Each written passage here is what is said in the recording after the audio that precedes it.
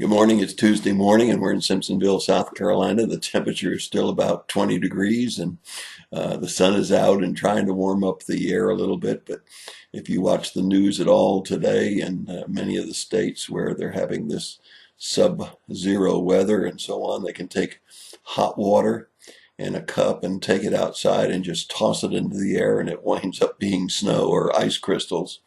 So it's pretty cold all over the country today. I understand even in Florida it's down in the 30s. So we're just going to have to learn to appreciate the warm weather as a result of this cold weather.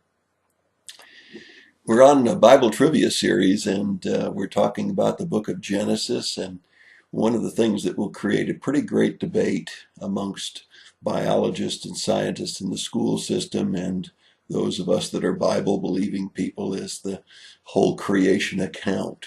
And so you have three more questions today, and they're all from the book of Genesis. A little more difficult to answer because they're not just plain yes or no questions, but let's try these three questions.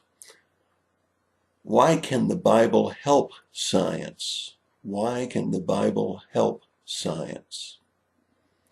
Number two, why do the Bible and evolution contradict each other? Why do the Bible and evolution contradict each other? And finally, number three, what are three basic uniquenesses of man compared to the rest of animal creation? What are three unique differences between man and other animal creations? Well, if you look in the book of Genesis in chapter 1, verse 21, you'll find that it says that God created great sea monsters. Now, why do we have such a problem with science, and why does science have such a problem with us that there can't be the extinction of larger animals than what we have currently? We certainly don't have anything in the Bible that says nothing became extinct. As a matter of fact, Genesis chapter 1 verse 21 would indicate that there probably were some sea monsters that are no longer in existence today.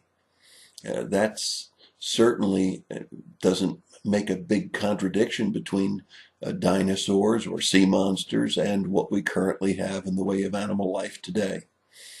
Secondly, why does the Bible contradict evolution? Well, the Bible is very, very clear. Instead of evolving from sea life into mankind, we find in chapter 1 verse 21 and chapter 1 verse 24 and in chapter 1 verse 25 that when God created the different animals, he created each one after its own kind. Those are the words that the Bible uses. Way before science understood all of the things that we understand today, it says very clearly that each animal was created, whether it was sea life in verse 21, or whether it was bird life in verse 21, or whether it was cattle and creeping things in verse 24 and 25. They were created after their own kind. Now we can crossbreed within kinds, and even some distinctions like a horse and a mule, or taking a dog and breeding it with another kind of dog and creating different breeds of dogs. But we don't find the crossbreeding of cows and horses down to dogs and cats. Each one of those things produces after its own kind. There's a genetic structure that makes them a cat or makes them a dog, makes them a cow. And while we do have some crossbreeding, we certainly find that God says they didn't evolve from an amoeba or from a protozoa. They were created after their own kind. You know what? There's more scientific evidence to prove that than there is to prove evolution. Well, that brings us to question number three. What is the uniqueness of man? Well, the first uniqueness of man is that God said, even from the very beginning in verse 28 of chapter 1, that man would subdue the earth. That is, that he would have the ability to overcome many of the things of earth. And he would, in verse 28 also, be able to rule over all of the other animals. He didn't say that about any other animals, not even the ferocious lion or the elephant with its massive size. But he said that man would subdue the earth and rule over the other animals. And that's exactly what's happened, hasn't it?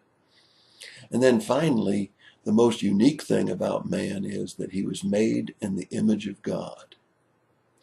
Not that he has to necessarily look like God, but that he has the nature and the ability to think and reason and to worship as God does.